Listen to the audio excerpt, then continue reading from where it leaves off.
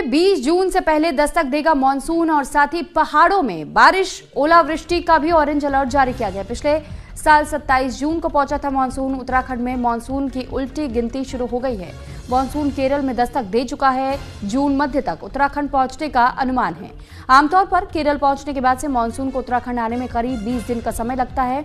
उत्तराखंड में मानसून पहुंचने का अनुमानित समय 20 जून तक का माना जा रहा है। इससे पहले वर्ष 2021 में भी उत्तराखंड में 13 जून को मानसून की एंट्री हो गई थी और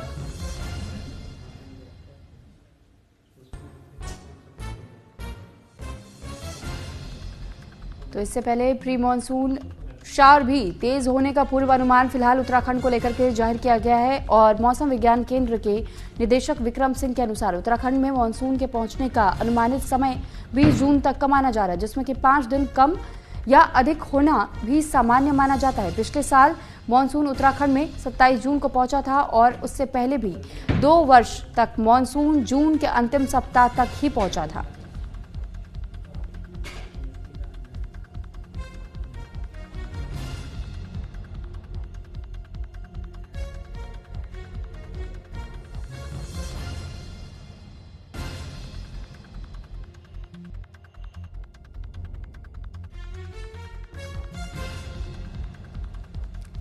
तो फिलहाल देखिए पहाड़ों में भारी बारिश को लेकर के अभी से अलर्ट जारी कर दिया गया है, क्योंकि मानसून ने दस्तक दे दी है केरल में। ऐसे में संभावनाएं जाहिर की जा रही हैं कि बहुत जल्द उत्तराखंड में भी अब मानसून दस्तक देने वाला है। लगभग 20 दिनों का गैप रहता है और मौसम विज्ञान विभाग का कहना है कि अगर केरल में मानसून की शुरुआत हो गई है तो फिर 20 दिन के बाद आपको उत्तराखंड में भी मानसून देखने को मिलेगा।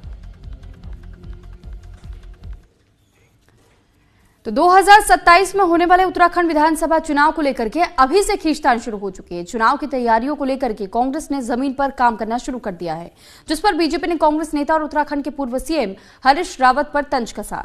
बीजेपी प्रदेश अध्यक्ष महेंद्र भट्ट ने हरीश रावत को चुनाव नहीं लड़ने और राजनीति से संन्यास लेने की सलाह दी। चुनाव न लड़ने की सलाह पर हरीश रावत का भी बयान आया है। उन्होंने बीजेपी के प्रदेश अध्यक्ष महेंद्र भट्ट पर पलटवार करते हुए बड़ा ऐलान कर दिया। हरीश रावत ने महेंद्र भट्ट को जवाब देते हुए कहा है कि जब उन्होंने अपनी दावेदारी छोड़कर किसी और कांग्रेस नेता को चुनाव लड़वाया है, तब उन्होंने कांग्रेस पार्टी को सत्ता के करीब पहुंचाया है। इसलिए हरीश रावत 2027 में चुनाव नहीं लड़ेंगे, बल्कि चुनावी कैंपेन को लीड करेंगे।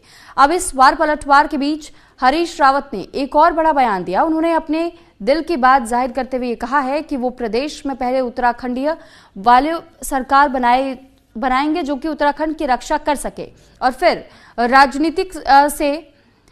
राजनीतिक गलियारों से वो संन्यास का ऐलान करने पर विचार विमर्श करेंगे। तो संन्यास लेने के बाद भी वो समाज सेवा जरूर करते रहेंगे।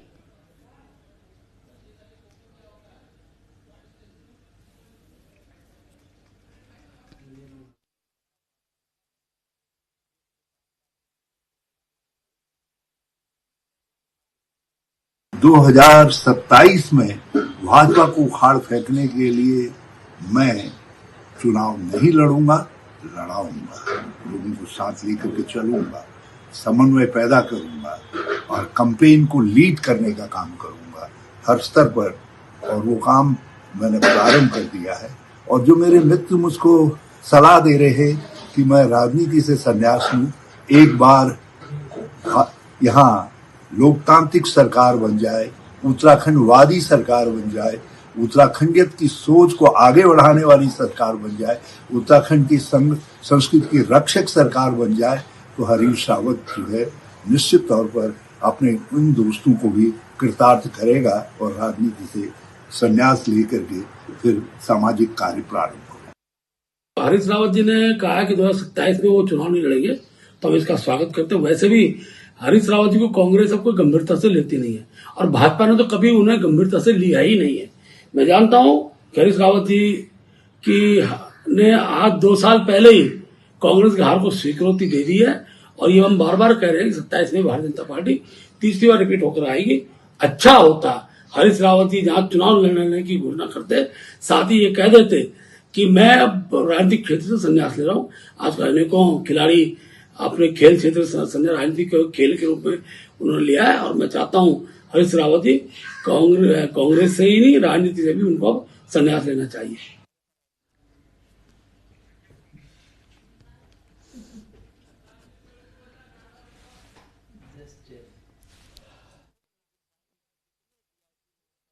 पुंडेर हमारे साथ फोन लाइन पर जुड़ चुके हैं। संजय, आपसे जानना चाहेंगे कि एक और देखिए उत्तराखंड में पहले से ही विधानसभा चुनाव को लेकर के जिस तरह वार पलटवार का दौर हम देख रहे हैं, हरीश रावत को लेकर के खासतौर पर कुछ लोग अपनी इच्छाएं जाहिर कर रहे हैं कि वो चुनाव ना लड़े, तो ये सिर्फ उनसे खतरे को देखते हुए किया जा रहा है, वो ऐसी अपनी इच्छाएं व्यक्त कर रहे हैं, या वाकई ये कोशिश है कि किस तरीके से हरीश रावत को दूर रखा जा सके चुनावी मैदान से ताकि वो अपनी पकड़ मजबूत कर पाए?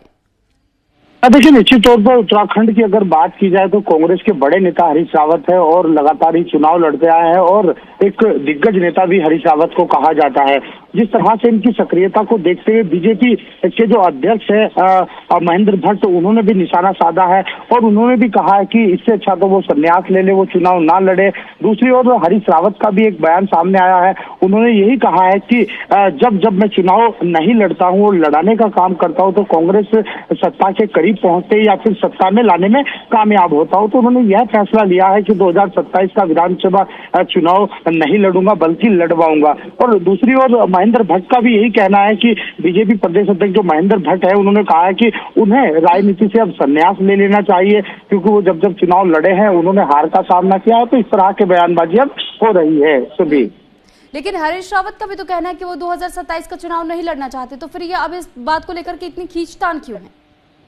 देखिए, लगातार ही उनका यही कहना है कि जब जब उन्होंने चुनाव लड़वाए हैं और जब जब वो कहीं ना कहीं सत्ता को लाने में कामयाब हुए हैं और जीत हासिल की है। दूसरी ओर उनकी सक्रियता का डर कहें या फिर वो जिस तरह से उत्तराखंड में कांग्रेस को लेकर सक्रिय है, उसके बाद अब जिस तरह से जो बीजेपी के नेता है महेंद्र भट्ट प्रदेश अध्यक्ष है, उन्होंने यही कहा है कि उन्हें अब राजनीति से संन्यास लेना चाहिए। दूसरी ओर हरीश रावत का भी यही कहना है कि मैं अब 27 का चुनाव नहीं लड़ूंगा बल्कि लड़वाऊंगा और पार्टी को जिताने का काम करूंगा।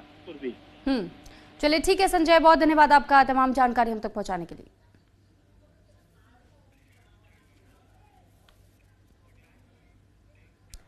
तो वहीं देहरादून में अब ट्रैफिक की पढ़ाई स्कूलों में नहीं करवाई जाएगी, दरअसल पार्क में करवाई जाएगी। परिवहन विभाग बच्चों के लिए लेकर आया है एक चिल्ड्रन ट्रैफिक पार्क, जहां सीख मिलेगी सड़क पर सुरक्षित चलने की। देहरादून के सहस्त्रधारा हेलीपैड के पास बन रहा एक ऐसा पार्क जो कि सिर्फ खेलने के लिए नहीं बल्कि ट्रैफिक नियमों को समझने और अपनाने की पाठशाला भी होगी। यहां 5 से 14 साल के बच्चों को जमीनी स्तर पर ट्रैफिक की ट्रेनिंग दी जाएगी। सड़क पार करने का तरीका, सीट बेल्ट का महत्व और वाहन में चढ़ने और उतरने जैसे छोटे लेकिन जरूरी नियम सब कुछ सिखाया जाएगा। देहरादून में ये चिल्ड्रन ट्रैफिक पार्क सितंबर तक बनकर के तैयार हो जाएगा और अक्टूबर से इसकी शुरुआत की जाएगी। तो ट्रैफिक नियम सिर्फ अब बड़ों के लिए नहीं होगा, बच्चों के लिए भी जरूरी हो जाता है, क्योंकि कई ऐसे हादसों से जुड़ी हुई खबरें लगातार हम सुनते रहते हैं। ऐसे में ये फैसला लिया गया है कि एक पार्क तैयार किया जाए और इस पार्क में बच्चों को ये शिक्षा दी जाए कि कैसे आप जब सड़क पर चलते हैं तो किन किन बातों का आपको ध्यान रखना बहुत आवश्यक होता है। ये पार्क बच्चों में सुरक्षित सोच और सुरक्षित व्यवहार दोनों को पैदा करेगा।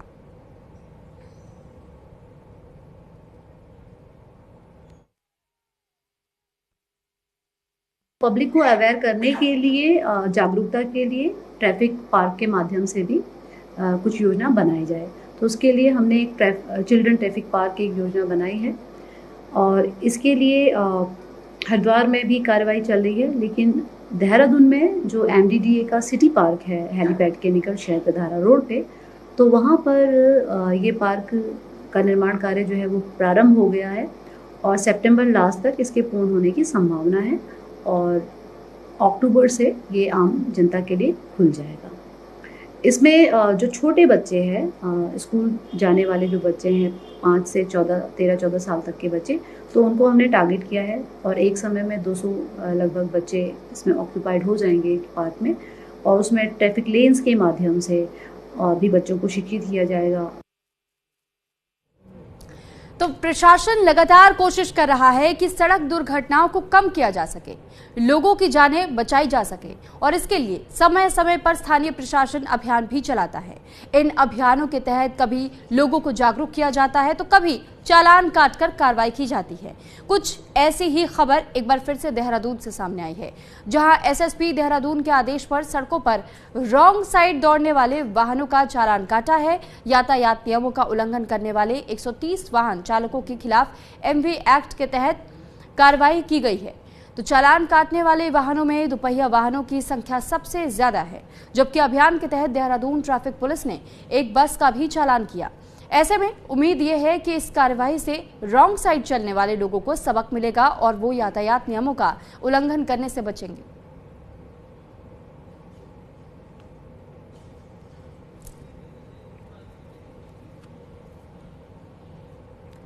तो वहीं हरिद्वार के मेला नियंत्रण भवन में राज्यसभा सांसद नरेश बंसल ने जिला सड़क सुरक्षा समिति की बैठक ली है।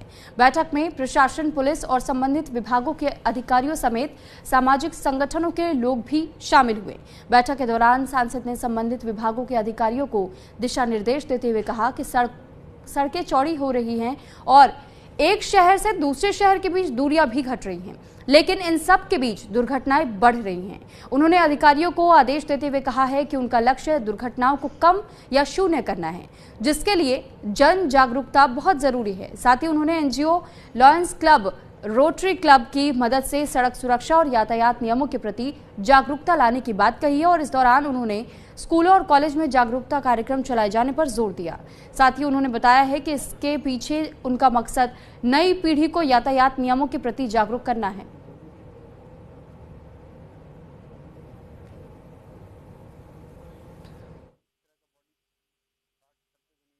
पिछले आंकड़ों में और अब के आंकड़ों में सुधार है, दुर्घटनाओं में कमी आई है, उसके लिए सबको मैंने बधाई भी दी है। लेकिन और समन्वय की जरूरत है, खासतौर से जो विभिन्न विकास कार्यों के लिए सड़कें खोदी जाती हैं और वो फिर रिपेयर नहीं होती। होता क्या है कि पानी की लाइन ठीक करने के लिए जल संस्थान ने सड़क खोदी तो गाली जल संस्थान को पड़ती है, जबकि जल संस्थान पैसा दे देता है नगर निगम को। अगर नगर निगम की सड़क है, ठीक करने की जिम्मेदारी सड़क की निगम की हो जाती है।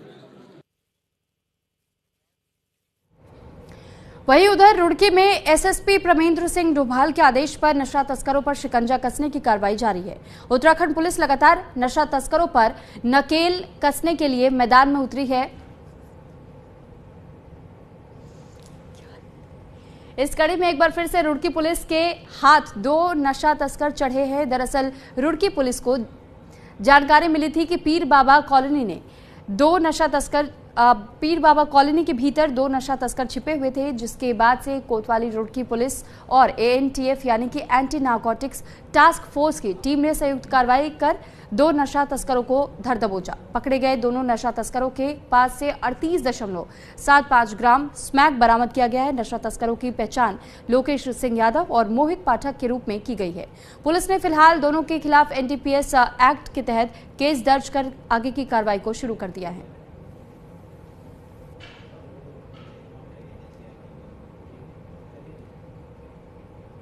खबर उत्तरकाशी से है। उत्तरकाशी से एक दर्दनाक हादसे की खबर मिली। दरअसल बड़कोट तहसील क्षेत्र में एक बोलेरो वाहन खाई में अचानक से गिरने की वजह से युवक की मौत हो गई। हादसा कुरसील नगांव गांव मोटर मार्ग पर तड़के सुबह करीब 3 से 4 बजे के बीच हुआ। बताया जा रहा है कि अचानक से वाहन अनियंत्रित होकर के सड़क के करीब 70 से 80 मीटर नीचे गिर गया। तो हादसे में संतोष की मौके पर ही मौत हो गई है। सूचना मिलते ही पुलिस और एसडीआरएफ की टीम मौके पर पहुंची। शव को खाई से बाहर निकालकर पोस्टमार्टम के लिए भेज दिया गया है। फिलहाल मामले की जांच जारी है।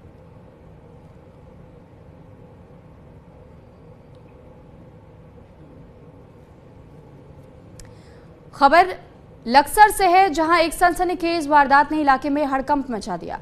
खानपुर थाना क्षेत्र में हस्तमोले गांव में बीती रात 45 वर्षीय मलखान उर्फ मुल्क राज की गोली मारकर के हत्या कर दी गई। मलखान अपने घर के आंगन में सो रहा था, तभी आधी रात को अज्ञात हमलावरों ने उसके सीने पर गोली मार दी।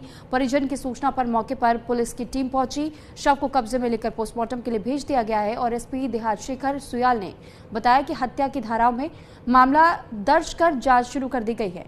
हत्या के पीछे की वजह फिलहाल साफ नहीं हो सकी है।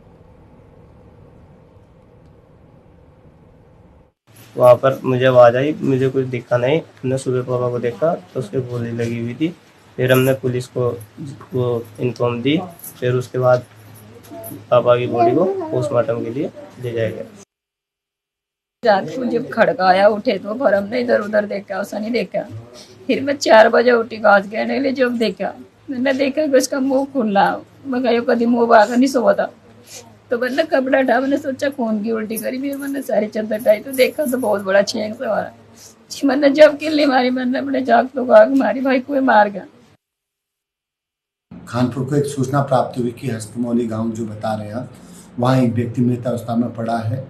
परिजन, वाइफ, बच्चे सब आसपास ही सोए हुए थे। बताते हैं कि रात को 6 बजे के आसपास उन्होंने एक फायरिंग की आवाज़ सुनी और मॉर्निंग में उनको पता लगा कि बगल में सोया हुआ उनका परिजन डेड है।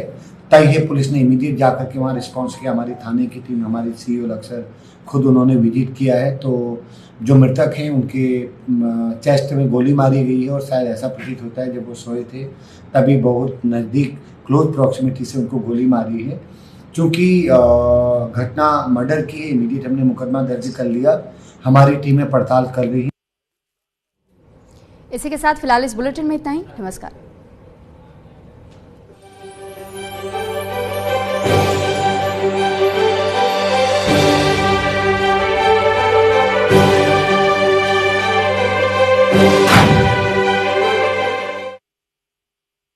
बदलाव